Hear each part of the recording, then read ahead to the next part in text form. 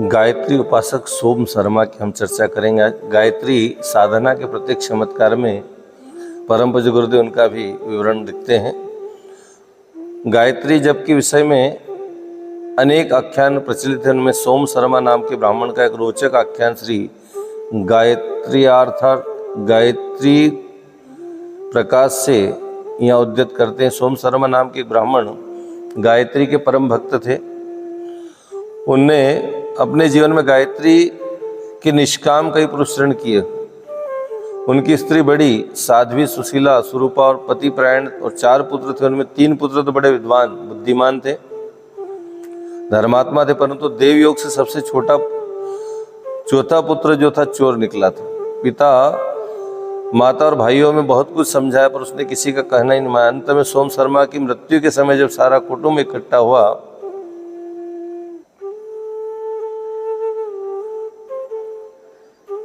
तो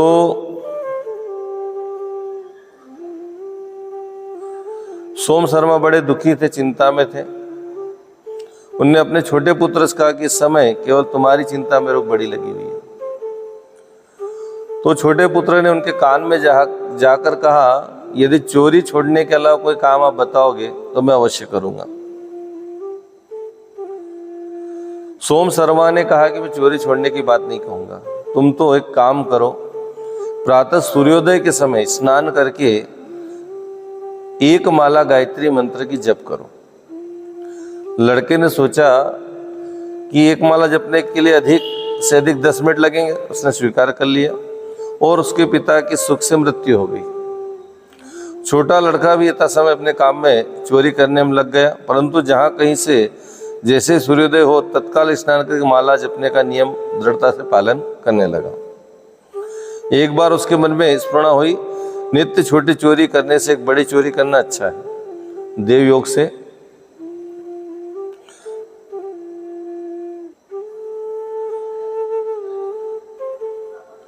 उससे पकड़े जाए तो प्राणदंड हो, परंतु देव योग से बच गए तो सारे जीवन की चिंता दूर होगी। ऐसे सोच पैदा हुई कि भाई छोटी चोरी करेंगे तो कुछ नहीं होगा, पर बड़ी चोरी करें देव योग से पकड़े गए तो प्राणदंड होगा, लेकिन बच गए तो बहुत सारा पैसा भी प्राप्त हो, धन प्राप्त होगा।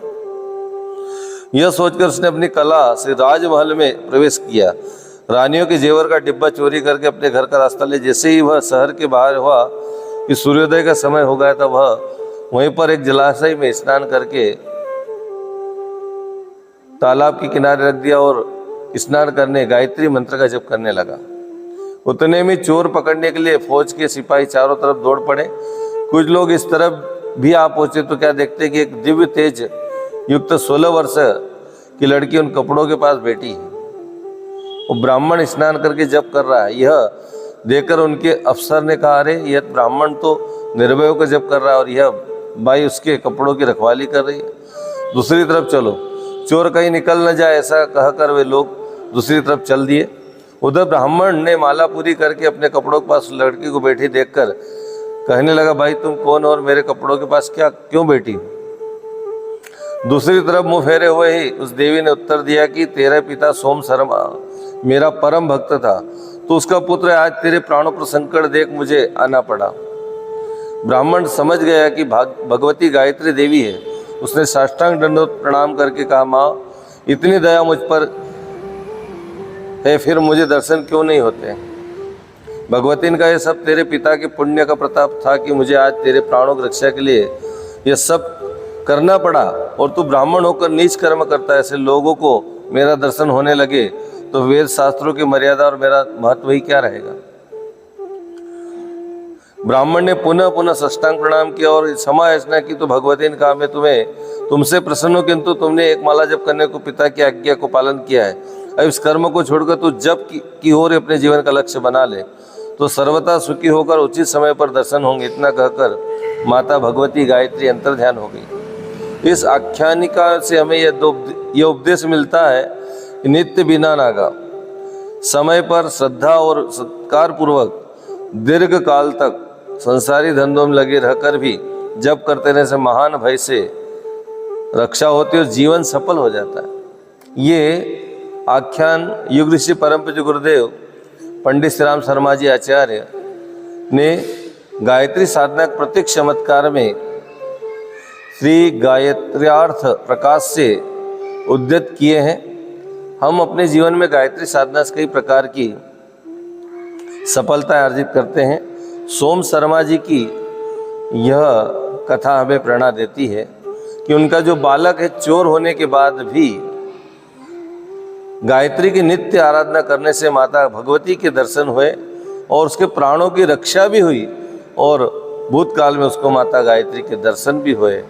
ये प्रेरणा मिलती है कि निरंतरता ईश्वर आराधना में यदि हो और गायत्री मंत्र हमारे मन को निर्मल बनाता है, निर्मल बनाते हुए जीवन को शानदार बनाता है। गायत्री उपासना से व्यक्तित्व का निखार आता है, हमारे कसई कलमों से दोष दुर्गुणों का नाश होता है। चोरी करने वाला व्यक्ति भी गायत्री मंत्र की आराधना से जो है सफल जीवन जीते हुए भगवान के दर्शन पास रहता है, ऐसा इसमें कहा गया है। हम निरंतर गायत्री साधना करें। ओम शांति।